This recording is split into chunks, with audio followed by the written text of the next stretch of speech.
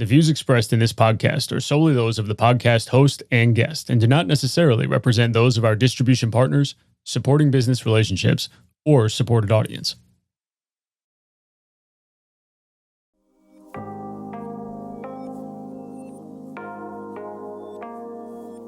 Welcome to Transacting Value, where we talk about practical applications for instigating self-worth when dealing with each other and even within ourselves, where we foster a podcast listening experience that lets you hear the power of a value system for managing burnout, establishing boundaries, fostering community, and finding identity. My name is Josh Porthouse. I'm your host, and we are redefining sovereignty of character. This is why values still hold value. This is Transacting Value. Find your gratitude for today. And it doesn't have to be like catastrophic. It could just be, oh my gosh, I found my favorite pencil, right? Or, this apple tastes so good. And when you can bring these positive things into your mind, they stick. Today on Transacting Value, everybody has a guardian angel that looks after them, that takes care of them, that sometimes they assume they can talk to and figure out how to build any degree of identity, mitigate any amount of stress or anxiety, or manage chaos. But can you actually communicate with guardian angels? Spiritual advisor and clairvoyant who helps people heal without medication. She's a holistic healer named Sallyann Martinez, and we're talking to her today on the show. I'm Josh Porthouse, I'm your host, and from SDYT Media, this is Transacting Value. Sallyann, how you doing? Hey. Better and better. How are you? I'm doing well, thank you. I appreciate your personality. You seem really happy. Is this normal, or is this a cup of coffee in the evening? What's your... Yeah, no, this is normal. This is normal me. Matter of fact, I was just talking to some friends and they were talking about, we were talking about alcohol. We're old. We talk about alcohol and they just laugh because they're like, really? You don't drink? And I'm like, no, not really. And that's what I say. Can you imagine this like on alcohol or like we don't need that. No. Oh, you don't really drink coffee either? Okay, it's more of the ritual. Like I love the ritual coffee or tea and sitting and communicating with people. So I will say I'm not addicted to coffee. I have some, have a cup of coffee maybe in the morning or some tea, but no, not really. It also gets in the way of the work. So I don't drink a lot of caffeine. Hey, you do these advising sessions full time? Yes. Well, private session, workshops. I'm a guest speaker, so I'll go out to events. But I retired from the corporate world about 8 years ago, and this is what I do full time now. So let's start there then, because I have to believe it takes a pretty special perspective to do what you're doing. I mean, just to manage a commission-oriented job, an entrepreneur in a practical sense, on top of however many other, voices or influences you're sorting through on a daily basis. So let's start here for a second. In the next couple minutes, who are you? Where are you from? Right? Let's get some resonance. But what sort of things are shaping your perspective on life as it applies to these things? I have been gifted this perspective. I've been using it for over 40 years. When I was in my 20s, I actually had like this moment. I was in college, right? Hanging out with my friends and really looked across the room and felt another person's, I'm going to call it pain, right? Because pain comes in different ways. And I kind of like freaked out. I didn't know what was happening. And, I tell the story. I ran home to my dorm room because it was before cell phones and called my mother. And I was like, okay, I know, because, I'm 19 years old. I know all. I know that I'm having a nervous breakdown. You need to get up here and pick me up from college. And I don't know what's happening, blah, blah, blah, blah, blah. And she's like, this was serious. Serious. Like, I hate to say serious as a heart attack, but yes, I did not understand what was happening to me. And I knew authentically, I'm a happy person. You said it. That's exactly who I am. I'm happy. I see the good part of life. Stuff happens, life happens, but it's how I look at things. I'm just really upbeat. And I looked across the room and there was a man who was standing in a very strange position, like a position I wouldn't stand in. I think his arm was up. I don't really remember, but I remember how I felt, and it was sad and despondent and things that I knew I could feel. And so that's what kind of kind of wigged me out. It was a surprise to what I knew I was feeling, but that I also knew that somehow it didn't belong to me. But I didn't understand that at the time. And, my mom, take a chill pill, calm down, tell me what's going on. We're New Yorkers, right? So we're Brooklyn, New Yorkers, Italian Brooklyn, New Yorkers. So we kind of get to the point, and my mother's like, all right, what's the deal? So I told her what I was feeling, told her the little story, and she was like, oh, you're fine. I'm like, what? So she said, you're just psychic. And honestly, Josh, I didn't know that word. I wasn't brought up with that word. I didn't understand that it was different. Yes, my grandmother would say, I had a dream about you and this is going to happen and don't do that. And, you're 18 years old, you go out, it happened. You did what grandma told you not to do. You go home or you see her again. She smacks you on the top of the head, says, don't do it again. And, 3 days later, she tells you something else. And then it happens. I didn't know that other people didn't have that life, right? You only know what you know. And at 20 years old, my mother telling me I'm psychic, I didn't understand that word. And, now really, I'm an empath. I started as an empath. I'm still an empath. My kids are empaths. It's become a little more mainstream, like we've kind of caught up. And then I got right into training. Like literally within a month of this happened, I went into this amazing training program that, the universe is always working in your favor. So it kind of showed up and I walked through that door and haven't looked back since because everything really resonated with me. And it's just like how I live my life. So this kind of magnetism, natural attraction, I guess, to these kinds of things. I mean, these are like folk stories. These are like superstitions. This sort of fringe science, I guess, in some circles. Empathy is not, though, right? Right. So why is the line seem so blurry between a practical application of empathy, for example, and a practical application of then acting on some sort of intuition or this sort of empath qualifier you're describing? What's the difference? Well, I will tell you that if you put electrodes on my head and you tested my brainwave patterns, I Hmm. can change my brainwave patterns because my brainwave patterns is what the science of it is, that I change my brainwave pattern so I can talk to spirit, so I can talk to your guardian angels. And I can, for me, right, different clairvoyants have different gifts. I see it, feel it, smell it, hear it, right? My guardian angels talk to me. Your guardian angels, if you give me permission, talk to me, show me pictures. I describe what I see. And it's a scientific thing, but the world is afraid of what they don't know, right? Old wives' tales on healing, right? Put honey on a wound so it doesn't get infected.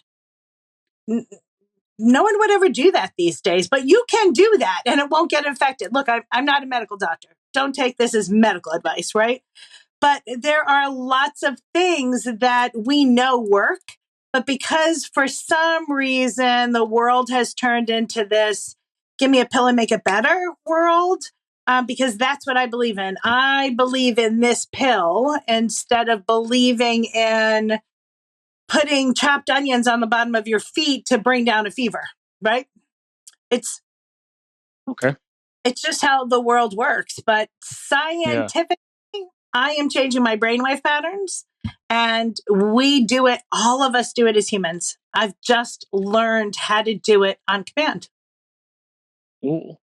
So is that more what you're, I guess, describing when I'm saying, for example, empathy is not sympathy, right? I understand how you're feeling because I've been there, Hmm. not because I've seen or heard it secondhand, I think is the delineation there. So when I'm saying empathy, is this what you're describing? But to me, it's by chance. To you, it's a conscious sort of effort. Um, have you ever had a moment when you didn't want to get on a plane, or you didn't want to go into a room, or you Sure. knew you should call someone? Yeah. Okay. So I call those angel whispers. That's what I believe. Like your guardian angels are telling you, don't get up, or be present and be conscious of what's happening around you. So I'm not sure if I'd call that empathy, but I'd call it more awareness, more about being present. For me, yeah, I see my guardian angel. He says, do that. And I go, okay. And it always works out, right? Like I have evolved in my life to be more, I'm going to say faithful, right? And not religious faithful, but faithful in source and universe and things that I just know because every single day, every Yeah. single day I get proof. And so that's part of it. Maybe I'm more empathetic to myself, right? Because that's part of it. You may get that angel message. You may get, don't go to the right, don't go into that door right now. And you go, no, I'm being ridiculous. That's crazy. And you go in and something not great happens, right?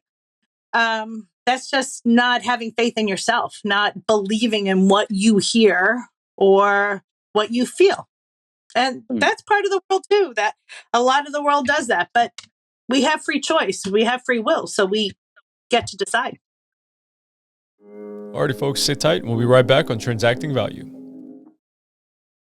Tampa Bay. Sun-kissed beaches, a thriving arts scene, and a community that embraces diversity. It's more than just a place to live. It's a lifestyle. At Porthouse Tampa Bay Realtor, I understand that finding the right home is about more than just square footage. It's about finding the right character, culture, and community.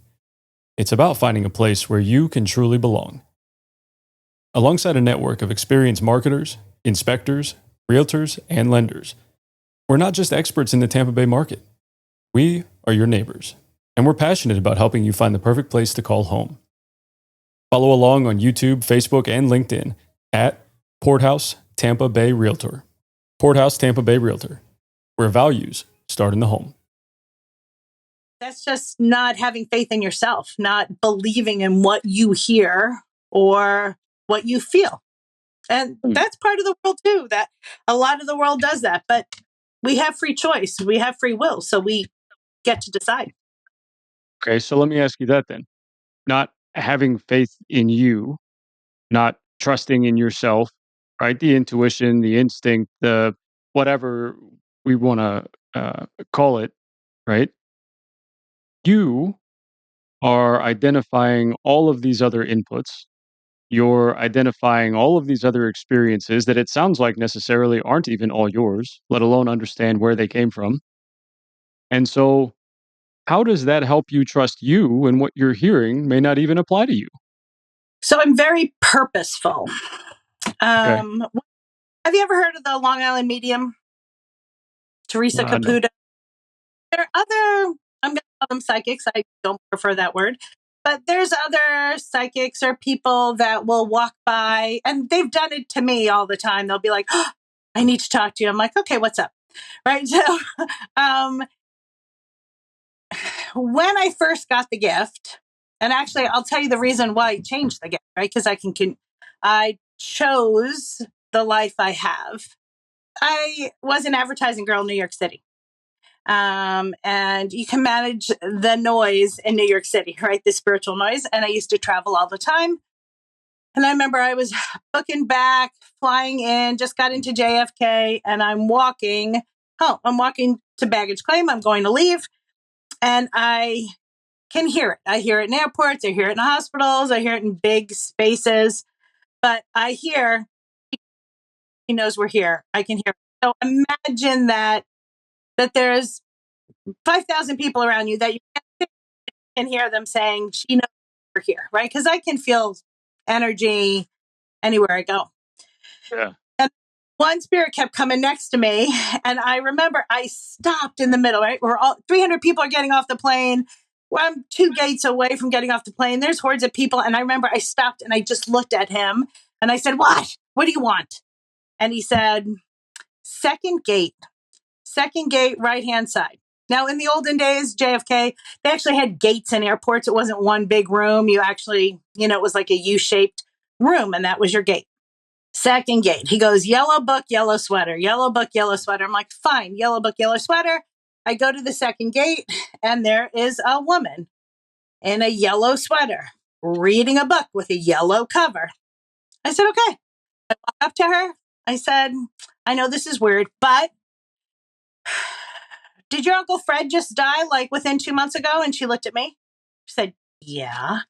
I said, okay, he wants you to know. Whatever the message is, I don't remember. It's not for me to know. And I said, does that make sense to you? She said, yeah. I said, okay, thank you very much. And I took off, right? Oh. That was my moment, Josh, when I said, I am not serving the dead. I am serving the living. Now, that was my moment when I said, what if she was on her way to a business meeting? I just messed with her head. What if, all those things that feel like responsibility. Because what I do is a huge responsibility. And so I said, I'm not doing that anymore. So people have to come to me and say, Sallyann, I want you to work with me. I want you to help me figure out where I'm going with life, if I'm on the right path. What's my health situation? So people come to me and then I will work with them because I feel like that's what I'm supposed to do, is help people have their best life. Because look, your guardian angels are here not to mess with you. Your guardian angels are here to live through that life. And so with that, I turn it off and I turn it on. I don't live every single moment in this space, right? In theta, it's brainwaves, theta. I don't live there all the time because that's how I can lose myself, right? Being in heaven all the time is a fantastic thing. I can work 6-8 hours and the only thing, like, I'll come out of the office. I have a healing space after working 6 or 8 clients in a day. And the only thing is like, I'll be like, oh, my throat's a little sore. That's right. I've been talking for 8 hours. Right. But it fills me with love and joy. And there's no pain because I am surrounded by love and joy. So I can't really lose myself because I keep checking in with myself. I mean, every day I check in. And the people that I talk with, I don't remember. It's not for me to remember. I always tell all of my clients, record the session, write the notes, bring someone if you need to, because this is about them. And I won't remember. I am just your telephone to your connection to help you translate what's happening in your life and to get the messages you need. Oh. Does that make sense? I mean, yeah, sort of. But what I'm picturing is like walking into the perfume aisle in the department store and there's all these scents everywhere. And I'm like, I walk out of there and I'm just overstimulated and I need coffee beans to ground. And then I can Right. go about my shopping experience. You know what I mean? Am I close? I mean, is that even remotely I accurate? get a lot of it for a lot of people. And Yeah. I will tell you that I'll sit with a client and they may have 20 people with 20 spirit around them, right?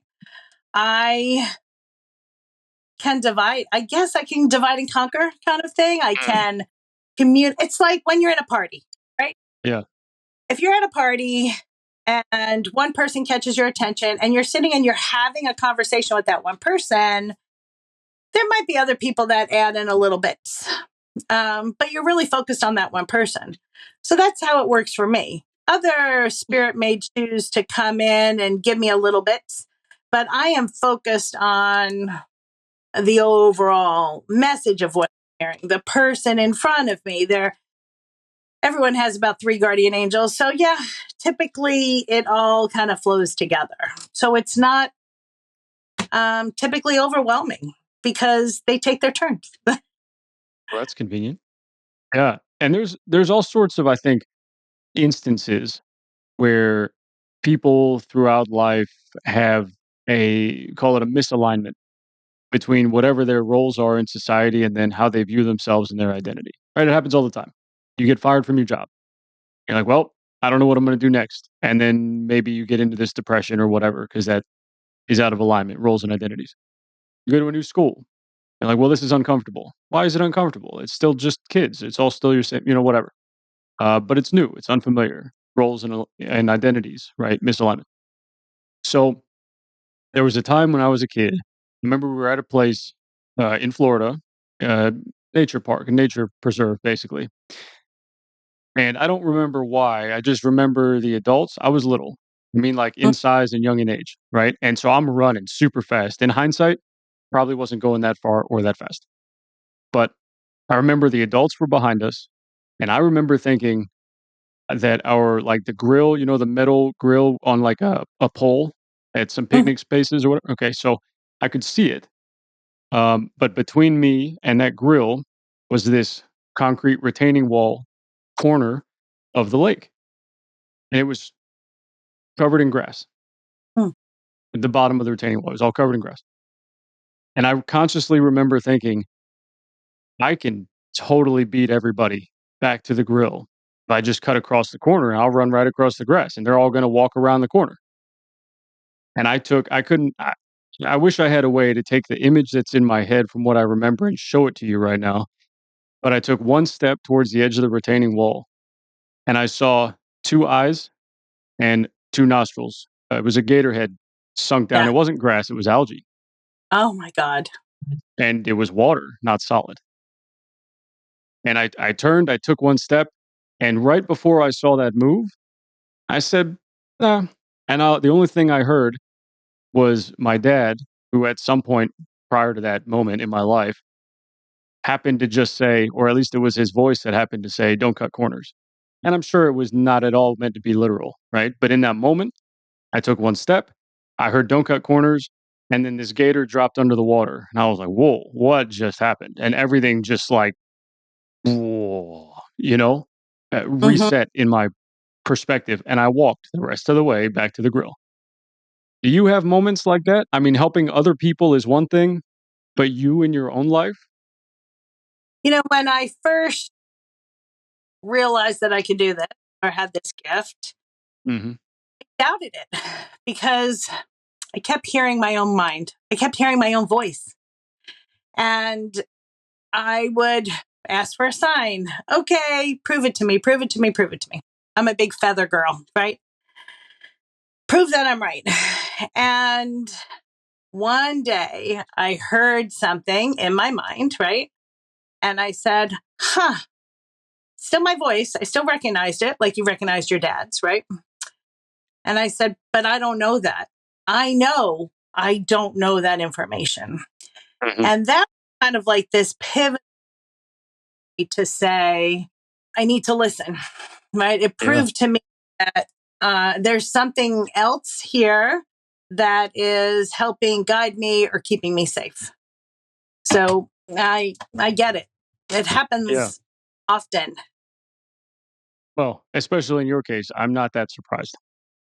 Let me get your opinion on this, actually. Do you think that if it's common for everybody, which I think is, I'm paraphrasing from the beginning of this conversation, but if it's common for everybody, there's just a lack of, or a degree of, a lack of awareness, let's call it.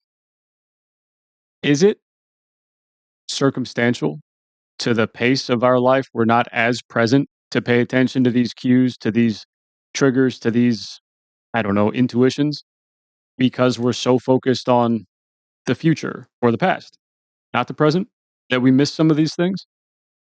I think that's an excellent question. I think it is circumstantial, and I'll tell you why. Um, I don't read small children. I don't need to talk to their guardian angels. If parents come in, say, tell me about little Tommy. Typically, I don't need to talk to them about anyone over under like 12 or 13, unless there's, something that like humans are getting in the way and there's, there's harm.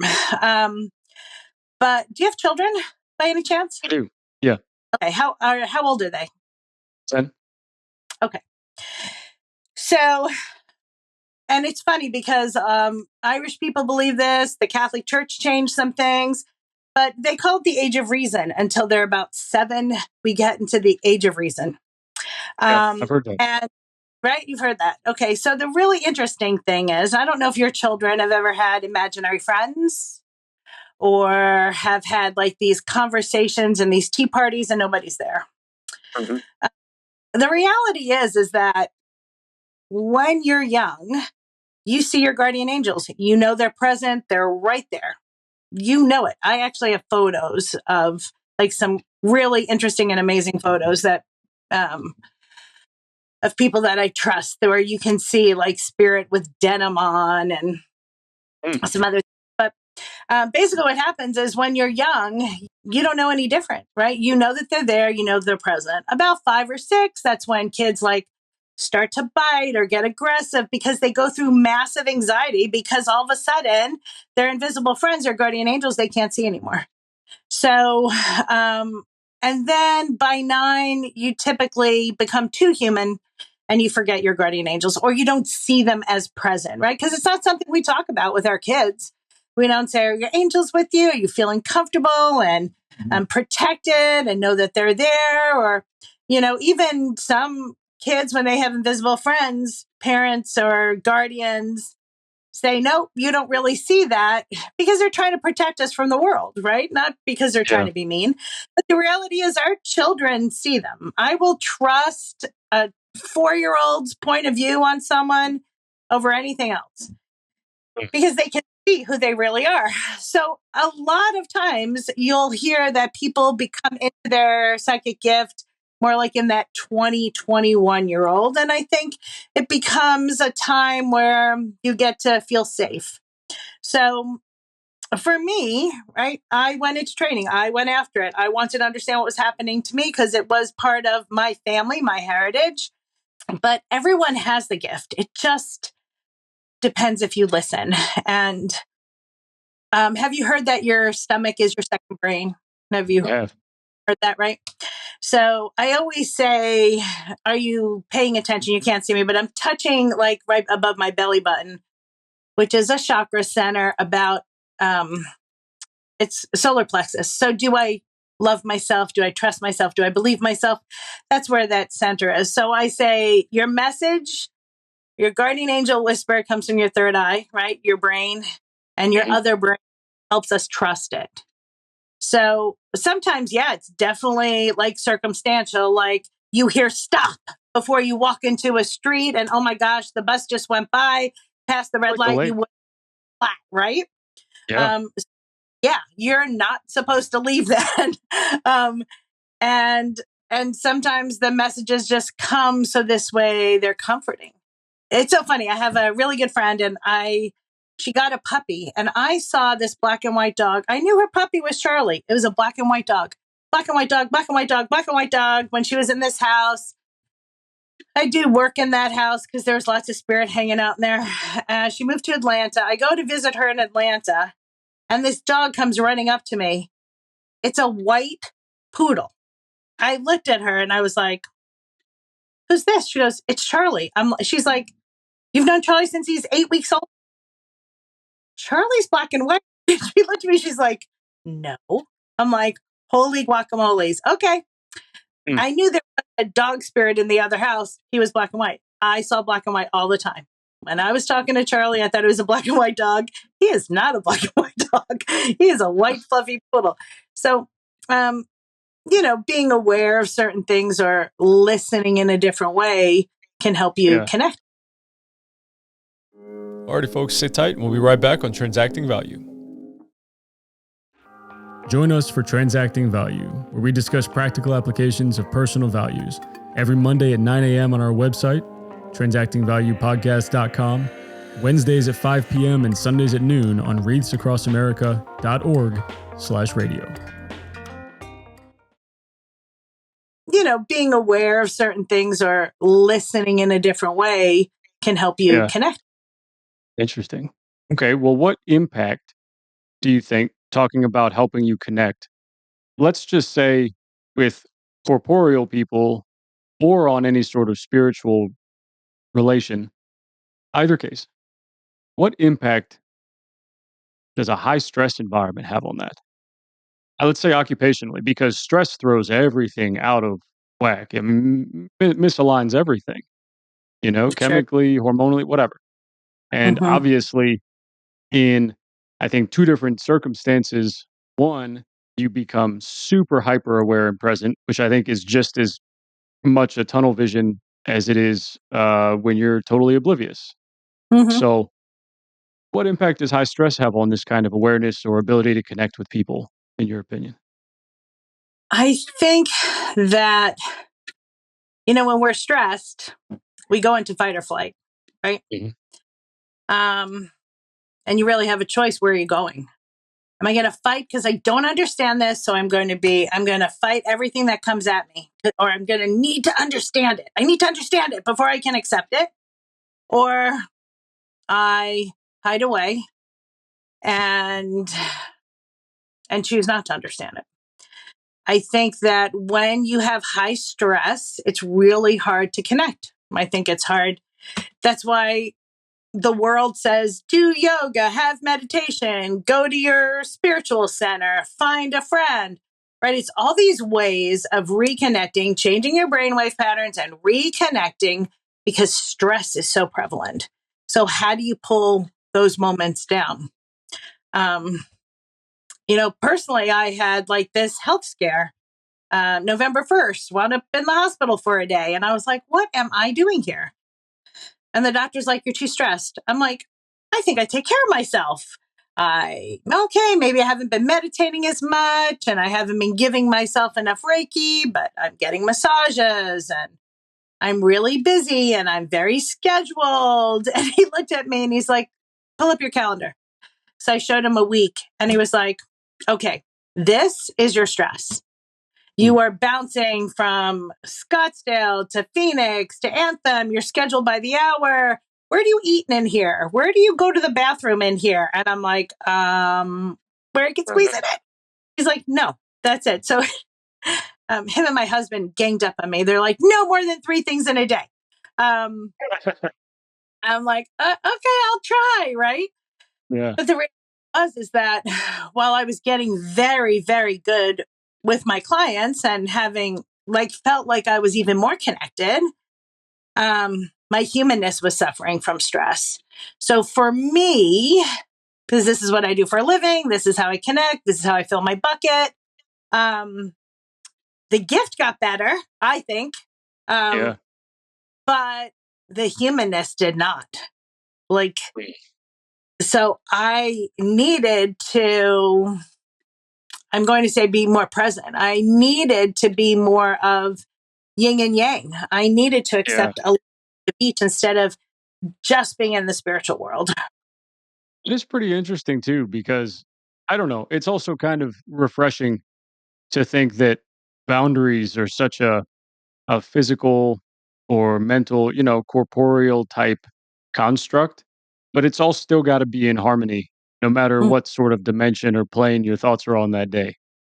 yeah. So that's refreshing, I guess, to know that it's sort of a cosmic constant that you may as well figure it out now. I feel like there's so many different lessons that I don't know, just fly through the cosmos and impact us in any certain dimension, right? Qualify that how you want. But that the more aware we become in 80 to 100 years for most of us on the earth, we all seem to grasp the importance, the relevance, the resonance of basically all the same fundamental type lessons, boundaries, for example, being one of them. Hmm. So I'm curious, all of these experiences, though, in my opinion, for anybody, whoever that person is, have to come from somewhere. I mean, it took you almost 20 years to actually sort of tap in and feel present and comfortable and confident enough to accept and interpret well, right? So maybe expressly, explicitly, it came from your mom at that point in time, but there's got to be something before that. I mean, you mentioned genetics at one point. So this is a segment of the show called Developing Character. Developing character. It's 2 questions. The answers are entirely as vulnerable as you want to be. But here's why I'm asking. Here's what it's about. My theory is that values are a shortcut to identity, and they are a grounding mechanism for our identities whenever we're out of misalignment or what's the word? Disharmony? Unharmonious? And Yeah. so in those moments, in those opportunities to at least be able to focus on some grounding mechanism like a value system to go from a whatever catalyst cognitively into a more progressive or proactive behavior for ourselves, we can then work through wherever we're stuck. But I don't think you can teach all of that. Some of it we pick up on innately until we're able to interpret it. And so my 2 questions are about values, and they're separated by time. My first question is, what were some of the values that you remember being raised on or actually taught when you were growing up? And my second question is, assuming they've changed because of your experiences, what are some of your values now? I'm an Italian from New York City, right? I am my parents, my grandparents came over on the boat, right? We are my mother's a first generation. I was the first one in my family to go to college. Um, and so family has always been my value. I was brought up that way. We went to my grandparents every Sunday. We always sat down for dinner together, even if my dad didn't come home till 7 p.m. at night. So that's a value that actually I still keep. Sunday and Monday night, my 2 adult children, 24 and 29, we have dinner together. So, and when they were growing up and my husband was traveling a lot, the 3 of us would sit down and have dinner together. Didn't matter if Alex was coming home from football or Grace was coming home from lacrosse or it was 7:30 at night. We're sitting down, we're having dinner. Then you can take showers and do your homework and go to sleep, right? So family is still a big value for me and the closeness of family. I was also brought up in a very, I won't say very religious, but in a religious environment. Like my mother would argue with the priest, like, well, why is this? Why is that? Right. So I kind of love that. He's like a bigger thinker. And so while I will say I'm not as religious, sometimes I joke and say I'm Catholic light or recovering Roman Catholic. I still believe in God. I use that word. People like source, universe, still all means the same thing to me, right? It's a higher power that helps us go forth. And so I still believe in being good to your neighbor, even if it's maybe monetarily doesn't work out for me. I still believe in volunteering. I'm very philanthropic. It's important to me. It's important. I make sure it's important to my children. It's important to the people I hang out with. I don't fear God. Matter of fact, I was fired by the Catholic Church because of what I did. And I was working for a church, bringing in a theater program right after COVID. And I don't really tell people what I do unless someone asks me very pointedly, specifically. Otherwise, I'm like, oh yeah, I'm just like an advisor. And I just don't tell people what I do. I am who I am. Like me for me, not for what I do. And I used to be in the corporate world, was a big marketer, huge events, things like that. And so I must have sent an email from my phone and had my footer on it. And I got a call and they were very upset that what I did was against like Catholic doctrine or something. And they wrote me this whole big thing. And if I wanted to hang out with the priest, not hang out, but they wanted to convert me. So I started laughing and I was like, I'll meet with your priest, but yeah, you're right. I don't fear God. Sorry, I don't. He talks to me almost every day. I know that what I get is for me to be a good person. I still authentically believe, be kind. Because if you can be anything in the world, be kind. Be a good person next to you. And, try and live a good life. So I still believe in those things. I don't fear the man upstairs where, I guess that's a big thing in the Catholic Church. I never really realized that, but it is, Yeah. fire and brimstone, what I used to say. And I don't think I don't think that source is that way. I think source gives us a lot of choices. But when you fear something, you don't question it. You also don't get close to it, right? Mm.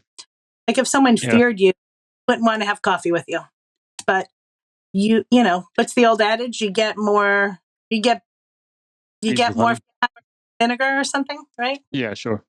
Yep. Yeah. Yeah, that is a good point. There's a lot of things I think that get rooted in fear, religiously or otherwise. But I mean, we talked about kids earlier, even yours, right? 29 years old now, 24 years old now. There's still things they're learning and don't know, right? And so when Oh you tell yeah. them, don't do fill in the blank, whatever it is, or I wouldn't do that if I were you, or however you phrase it, right? A lot of that probably is coupled with think about the repercussions, think about what it's going to do to your future. I'm not going to tell you don't, you're an adult, but, and a lot of that I think is rooted in some degree of fear because it's still unknown. And Hmm. it gives sort of an easy scapegoat for discernment, I think. It's an easy scapegoat for discernment to stand on fear because it is a pretty powerful motivator. But I think, to your point, so is free will, so is Hmm. hope. I mean, the entire Green Lantern Corps is founded on it in the Marvel universe, so, or I don't know, whatever. Maybe it's DC. I mix them all up, but the point's still the same, right? Like there's so much science fiction, even rooted in that over generations that hope can overcome fear, understanding, competency, confidence, helping your neighbor, philanthropic endeavors. Every superhero is a philanthropist, right? So, like we said, all of these sort of cosmic lessons, generationally, intergenerationally, cross generationally, that people tend to figure out without ever having talked to each other. There's got to be some truth to it. Absolutely. Gratitude is like scientifically proven emotion. And I actually wrote a gratitude journal that's based on the different centers of your system. But scientifically, there are, I don't know, 50, 100 study, more than that out there about how your brains and how we look at life differently, right? Hope, understand the gratitude that we have in our life can change our life. Like it really can. I mean, and it's so, what I would really encourage everybody to do is find your gratitude for today. And it doesn't have to be like catastrophic. It could just be, oh my gosh, I found my favorite pencil, right? Or, this apple tastes so good. And when you can bring these positive things into your mind, they stick.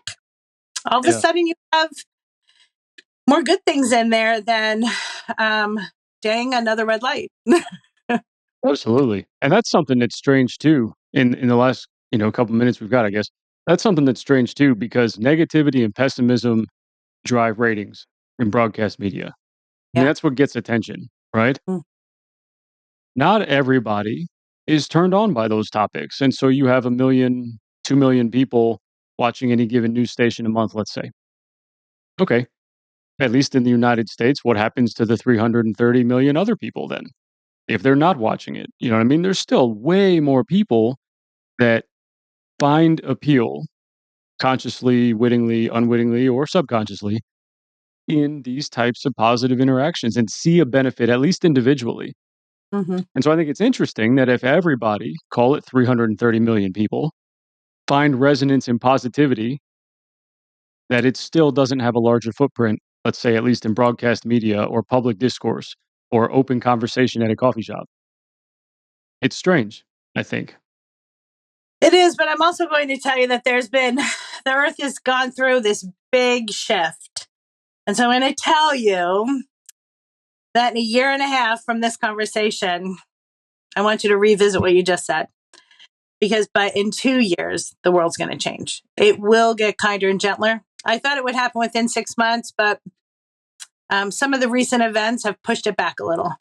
But when there's things that we don't understand, we go into fear. the world will settle. The energy in the world will calm us all down. We'll be able to get better grounded, to find ourselves, to understand the world around us a little more and stop being in that fight or flight space of hiding and understanding. And the world will change. I see it over and over and over again. Every time I go to focus, it shows up. So I'm having the faith and the hope, like the Green Lantern, that the world will change. Yeah. Yeah. Well, that is powerful. And so let me ask you this then. One more time, I guess, in the last couple minutes to go from macro to micro, talking about the world changing. What have all of these influences actually done for you and your sense of self and instigating your self worth, having lived through all of these things the last, you know, 4 or 5 decades? I think for me, how it's helped me, I'm definitely more independent. I'm stronger.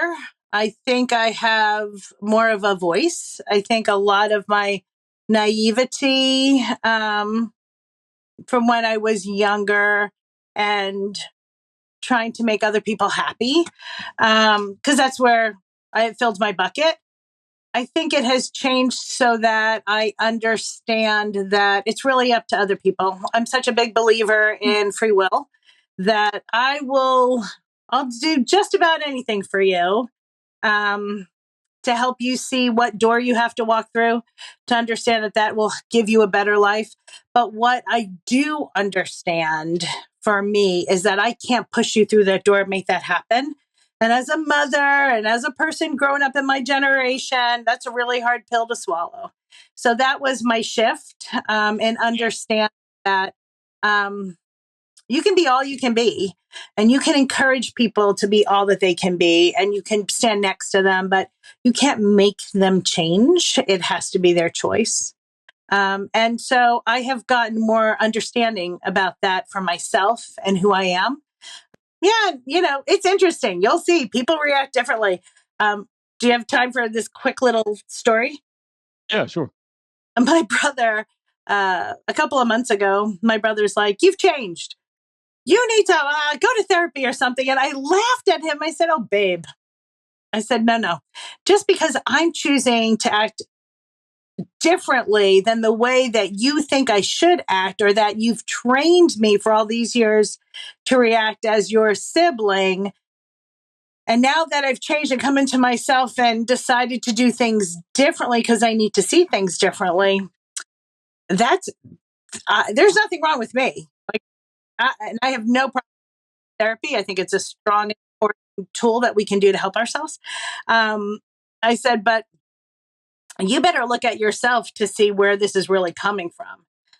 And he was like, huh. And sure enough, all of a sudden, like, the argumentation about certain things dwindled. And because a lot of times when people say things to us, we also have to take note. Is this about them? And I just happen to be in this place, right? Or they Yep. feel talk to me in this way. Yep. Is it really mine? Like, is it mine to hold? I'm going to say, like, 90% of the time, it doesn't belong to you. It belongs to them. So if in kindness or in love, we can say, wow, that doesn't belong to me. I'm not going to take it, right? I'm not just going to swallow it or store it in my legs or whatever. But I'm going to look at it and realize, wow, this doesn't really belong to me. And then it's easier to have empathy for other people. It's like, wow, I'm going to give you a lot of love that you think that way, because I just think differently. And it's okay that I think differently. So I'm just going to give you the bandwidth to do what you have to do. But I expect you to give me the bandwidth to believe what I believe as well. Yeah.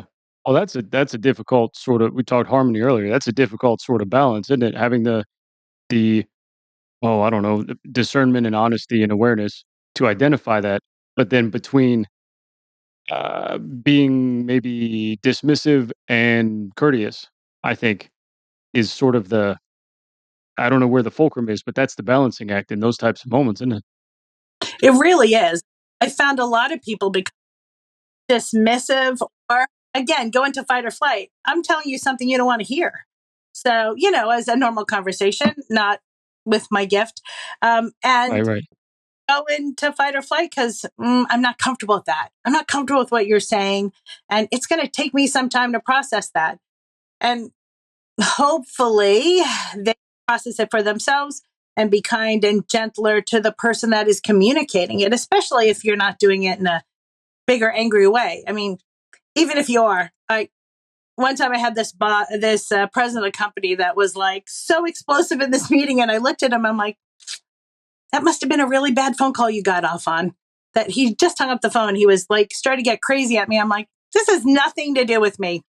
Call me when you want to talk about marketing. And I left. He was like, and I'm like, calm down. This whatever is happening here has nothing to do with me.